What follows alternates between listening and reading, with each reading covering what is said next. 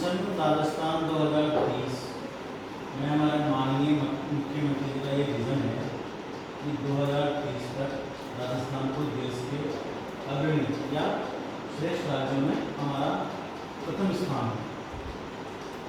तो उसके लिए जो हमारे राज्य के जितने भी विभिन्न विभाग हैं, क्षेत्र हैं, उन क्षेत्रों में हम क्या क्या मॉडिफिकेशन कर सकते हैं, है ना, कौन कौन से ऐसे बदलाव ला सकते हैं जिससे कि हमारा राज्य देश में प्रथम स्थान कर जाए।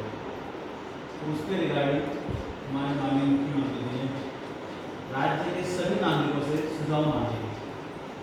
तो आप भी इस अपने गांव के हिसाब से, अपने मोहल्ले के अपनी सोसाइटी के हिसाब से, जहाँ आपको लगता है कि यहाँ पर चेंजेस होने चाहिए, आप अपने कॉलेज को ले लो, अपने कॉलेज में आप क्या क्या चेंजेस चाहते हो, है ना, तो उनके रिगार्डिंग आप अपने सुझाव कॉलेज के माध्यम से या राजस्थान मिशन 2030 पे एक पोर्टल भी है, तो उसमें आप आम नागरिक के लिए सुझाव पूरा स्थान दिया हुआ, तो उसमें आप अपने जो भी सुझाव वहाँ पर पेश कर सकते हैं। वो डेली उनकी स्क्रीनिंग होगी, है ना, और उनमें से जो भी सुझाव ऐसे उनको लगते हैं कि हाँ भी उपयोगी है या पहले ऐसा कोई सुझाव आया नहीं, तो हो सकता है कि रिपोर्ट इशू है ना, और उस पर काम किया जाए। और फिर इसमें ये भी है कि आप इस राजस्थान को प्रथम बनाने के लिए या श्रेष्ठ बनाने के लिए अपना क्या योगदान दे सकते हैं, है ना, एक आम नागरिक के रूप में आप अपना कितना कॉन्ट्रीब्यूशन दे सकते हैं, ये सारी चीज़ें इसके अंदर हैं। ठीक है।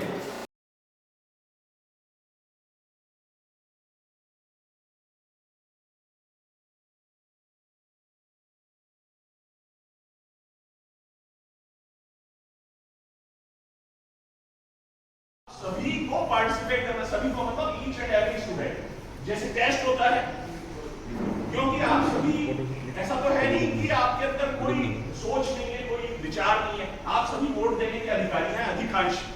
जब आप वोट दे सकते हैं तो आप अपना विचार भी प्रस्तुत कर सकते हैं। लिखने के लिए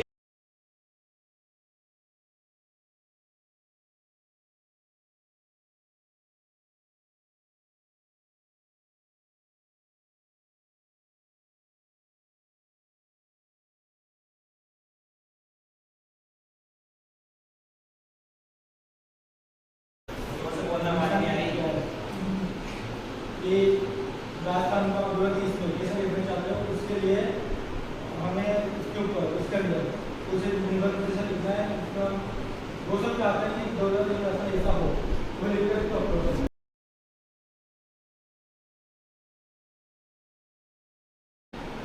एक परफॉर्मा किया जाएगा, इसमें भी आपको सुझाव करके अपने साइड करके यहाँ देना है कॉलेज में। साथ ही अपने जो पेरेंट्स हैं या आसपास के जो भी आपके जानने वाले लोग हैं, उनको भी इस चीज़ के लिए प्रेरित करें कि वो भी अपने अपने सुझाव हैं इस पोर्टल के ऊपर डालें, जिससे कि जो 2030 में राजस्थान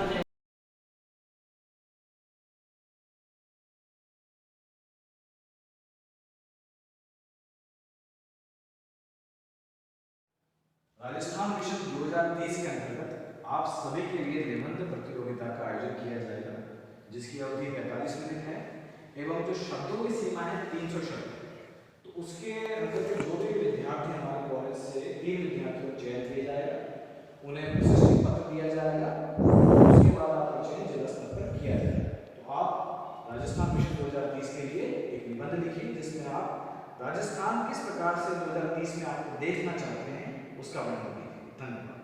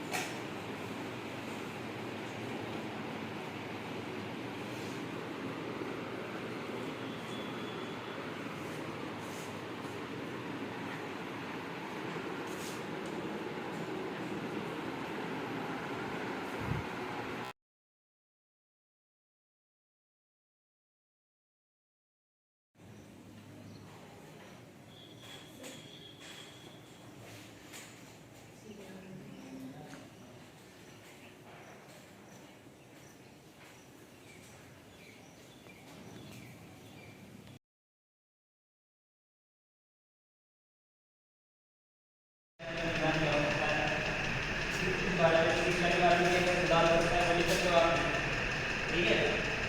और मेडिकल के क्षेत्र में क्या क्या हो सकता है, ठीक है। तो वो सब आप जो भी समस्याएं हैं, ठीक है, उस पर निदान दे सकते हो, ठीक है। वो भी लिख सकते हैं। कैसा होना चाहिए मतलब आप एक आम नागरिक की तरह सोचो, ठीक है, और अमल करो उन चीज़ों पे कि आपको क्या क्या प्रॉब्लम है, क्या क्या दिक्कत है।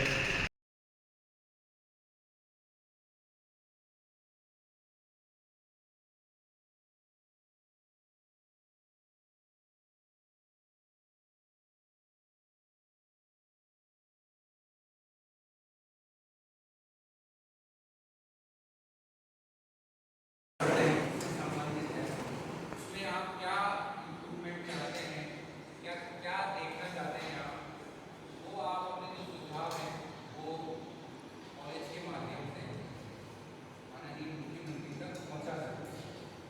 आप ऑनलाइन भी जो अपने सुझाव हैं वो भी आप पहुंचा सकते हैं। जो भी आपके सुझाव हो कि आप 2030 में राजस्थान को कैसा देखना चाहते हैं।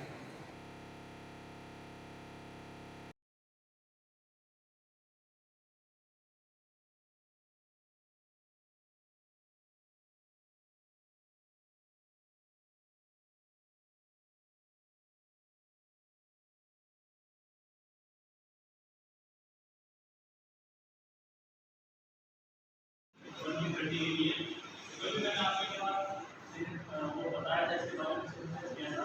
फिर से बता देता हूँ, बढ़ते समय आपको ध्यान रखना है कि आपके आसपास की प्रॉब्लम कॉलेज की भी हो सकती है और उसमें जहाँ आप रह रहे हैं वहाँ की भी हो सकती है या किसी डिपार्टमेंट की भी हो सकती है, ठीक है। जो भी आपने फेस की हो उसे आप दूर करना चाहते हैं वो आपको उसमें, ठीक है।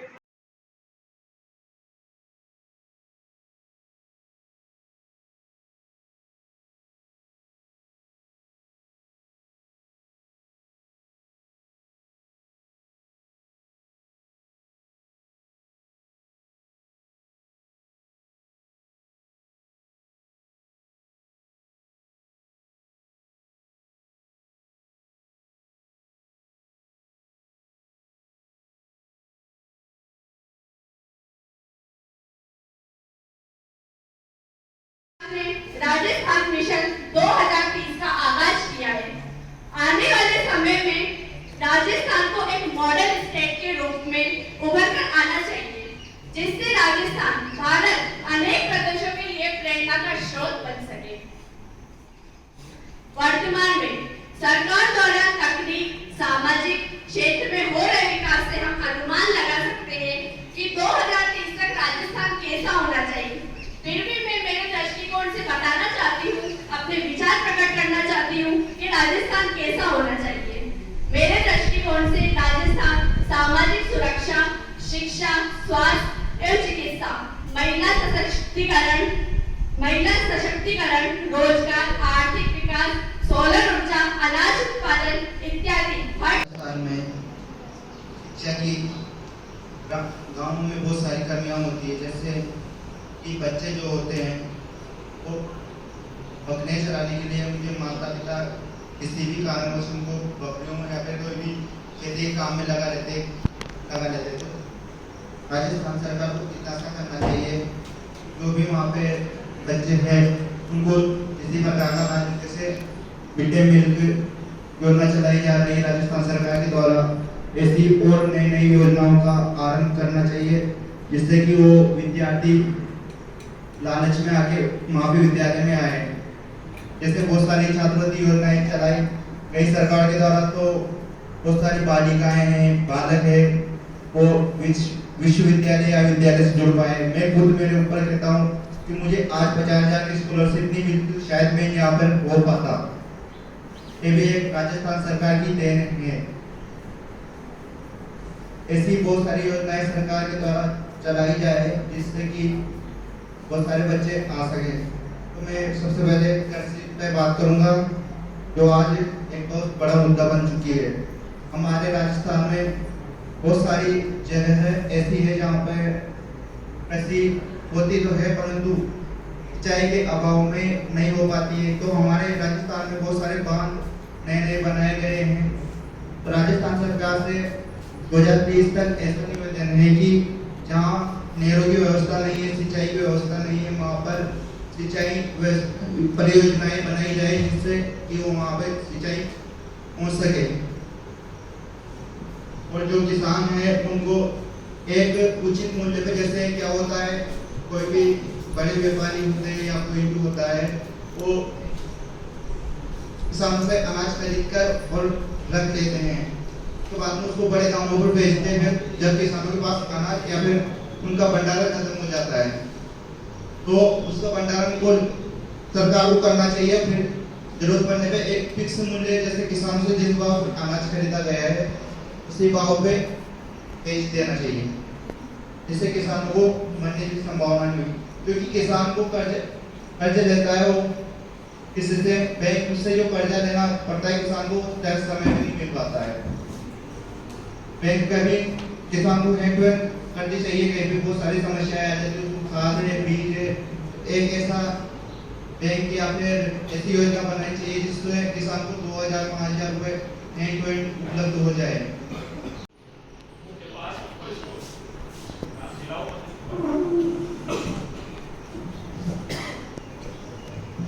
मेरा नाम काजल है और मैं सेकेंड ईयर कंप्यूटर साइंस की छात्रा हूँ। हम सब जानते हैं कि राजस्थान सरकार ने राजस्थान मिशन 2030 में हमारा राजस्थान कैसा होगा उस पर जो है ये चल रही है। तो मैं अगर अपने विचार बताऊँ तो मैं चाहूँगी कि महिलाओं को लेकर कि मतलब सरकार बोलती है कि महिला सशक्तिकरण, मतलब उसके लिए महिलाओं को भी जागरूक होना है कि जैसे मैंने देखा है मतलब अभी आत्मरक्षा प्रशिक्षण की थोड़े टाइम पहले ट्रेनिंग हुई थी तो उसमें क्योंकि टीचर्स ने बोला था कि यहाँ पे भी करवा देते हैं तो ठीक है, पर उसमें नहीं मतलब लड़कियाँ आई ही नहीं, 4-5 ही थी। तो मैं चाहूँगी कि औरतें अगर इससे मजबूत बनना चाहती है तो उन्हें ये सब सीखना ही पड़ेगा।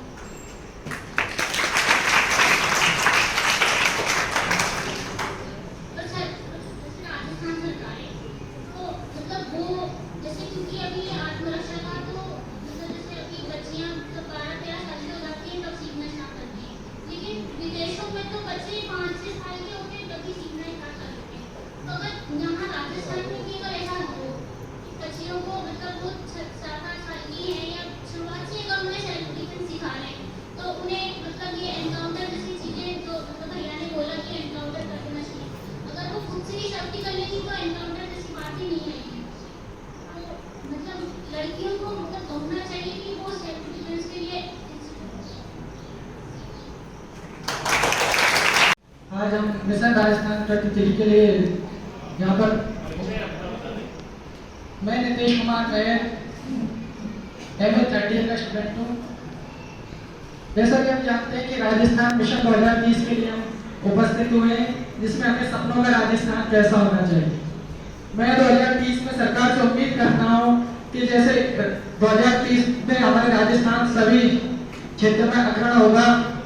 जैसे हम चिकित्सा के क्षेत्र में बात करें तो मैं चाहता हूँ कि जैसे दिल्ली सरकार ने जैसे मोहल्ला क्लिनिक द्वारा जगह जगह पर मोहल्ला क्लिनिक लगा के व्यवस्था की, उसी प्रकार हमारे राजस्थान में भी ऐसा होना चाहिए जिससे हॉस्पिटल में बढ़ती हुई लाइनें समाप्त हो सके।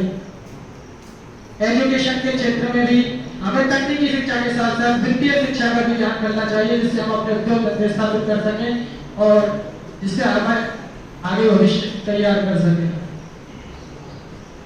बस मैं इतना ही कहना चाहूँगा।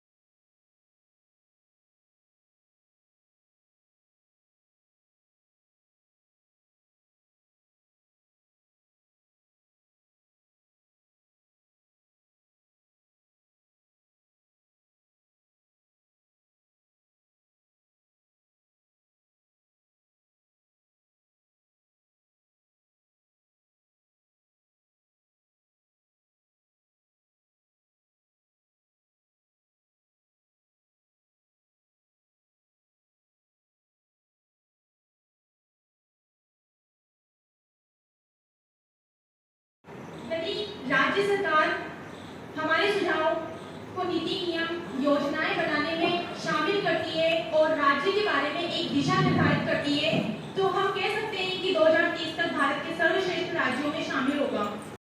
आप सभी को मालूम है, कल हमने संस्थान स्तरीय निबंध एवं भाषण प्रतियोगिता करवाई थी और आज इस क्रम में हम जिला स्तरीय भाषण एवं निबंध प्रतियोगिता करवा रहे हैं।